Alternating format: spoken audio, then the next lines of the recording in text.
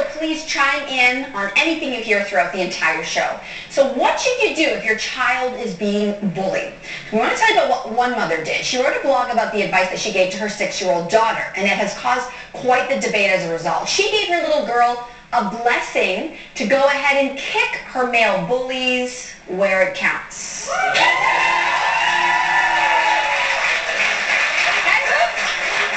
You're either going to be on one side of this or the other. Ladies, what do you think? Is this good advice? I think it's terrible advice. It's awful. It's horrendous. It's no one should ever do it.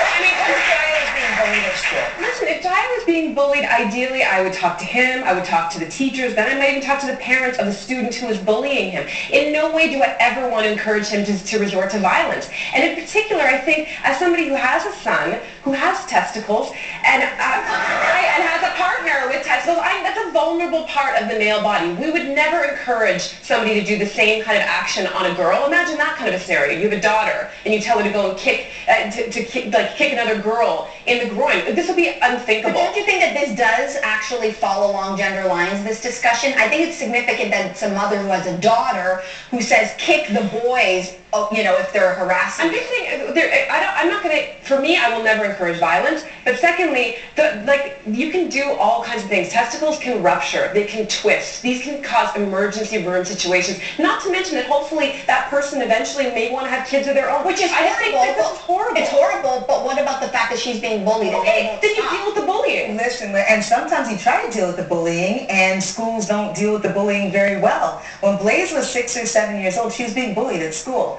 And I'm all about nonviolence. So I said, let's talk to the teacher, let's talk to the parent, and it wasn't working. And so she was getting hit all the time. Other kids were getting hit all the time. You know what Lloyd said? Okay, my husband said, listen, Blaze, 3 warnings, okay? First time you tell that person, stop, I don't like this. The second time you say, I told you to stop, I really don't like this. You're not respecting me. Third, you said, I told you twice, last time. Fourth time, you hit him back. And then Lloyd went on to say, I will meet you in the principal's office because you will have to go to the office for this kind of behavior, and I will back you up. And that's exactly what happened. That's exactly what happened. We all met.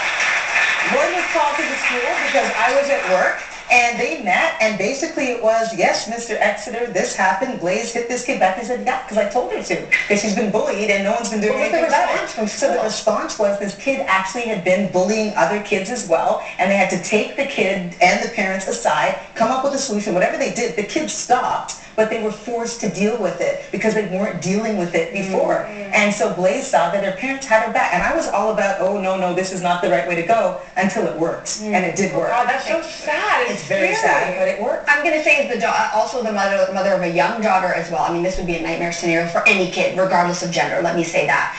I will say this, being the mother of a daughter, is I do encourage when Marqueza and Ryan and all of us are play fighting, I do say things when they're play fighting like, you fight back with daddy. Use your voice. Tell him no. And we're just playing. Because I think that play is a really interesting way. Physical play is something that's very common with the way we raise boys. We're okay being physical and rough with boys. We don't do that with our girls quite as much. And I think that could be part of this reason of girls maybe having a harder time establishing a physical boundary and maybe not even knowing their own strength. I had to do a shoot not too long ago where I had to actually be in the ring with boxing gloves on, and I'm comfortable with that because I'm a farm girl. I've done a lot of kickboxing and boxing, but I've seen friends go into a similar situation where it's a workout where you're supposed to be kickboxing and boxing, and they're like, and everyone's like, see, girls, they don't want to punch. It's like, well, whoever taught them? And play is a great place to do that, I find, with girls, to teach them, feel your physical power. And you use it in play and use it to establish this metaphorical space around you. I want to see less of that kind of thing. I don't want girls to become more aggressive like we're teaching boys. I want boys to learn how to become less aggressive like girls. That's what I would like to see. A bit more like that. I'm going to give it over to Christina on Facebook. Christina says, I'm a teacher, and I still tell my children to stand up for themselves, especially if they're being bullied physically. It's not okay to be treated this way, and my son will not be in trouble for standing up for himself. So a teacher and a parent. Yeah.